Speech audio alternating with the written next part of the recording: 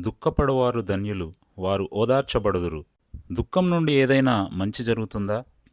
అయిన వారిని కోల్పోయినా, కావలసింది దూరమైనా, గుండె పగిలే వేదనైనా, భరించలేని పాప భారమైనా.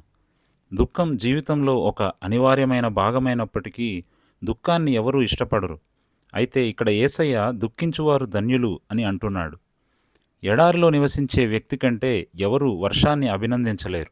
నిజంగా ఆకలితో ఉన్న వ్యక్తి కంటే ఎవరూ ఆహారాన్ని విలువైనదిగా పరిగణించలేరు. అలాగే ఎంతో ఓదార్పు అవసరమైన వ్యక్తి కంటే దేవుణ్ణి తమ ఆదరణకర్తగా ఎవరూ తెలుసుకోలేరు. దురదృష్టవశాత్తు మరణం, అనారోగ్యం, నష్టం మరియు నిరాశ ఈ ప్రపంచంలో ఒక భాగం. కానీ మన దుఃఖం, బాధలు మరియు లోటుపాట్లలో కూడా దేవుడు మనల్ని ఓదార్చడానికి సిద్ధంగా ఉన్నాడు. అది కూడా ఆయన మాత్రమే చేయగల ఆశ్చర్యకరమైన మార్గాల్లో. మరి దేవుడు మనల్ని ఎలా ఓదారుస్తాడు?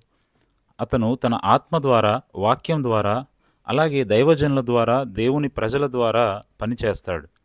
దేవుడు నీ పట్ల జరిగిస్తున్న కార్యాన్ని గమనించడానికి నీ మనోనేత్రాలు తెరవబడ్డాయా? దేవుని చేత ఆదరించబడ్డానికి నీ హృదయం తెరవబడిందా? నువ్వు ఈరోజు ఎందుకు దుఃఖిస్తున్నావో నాకైతే తెలియదు, కానీ ఒక్క విషయం గుర్తుంచుకో. నీ దుఃఖం నుండి నువ్వు ఓదార్పు పొందుతావని యేసయ్య స్వయంగా వాగ్దానం చేశాడు. ఆయన ఎల్లప్పుడూ మంచివాడు, విశ్వాసపాత్రుడు. ఆయన నీతోనే ఉన్నాడు, నీకు సహాయం చేయటానికి సిద్ధంగా ఉన్నాడు.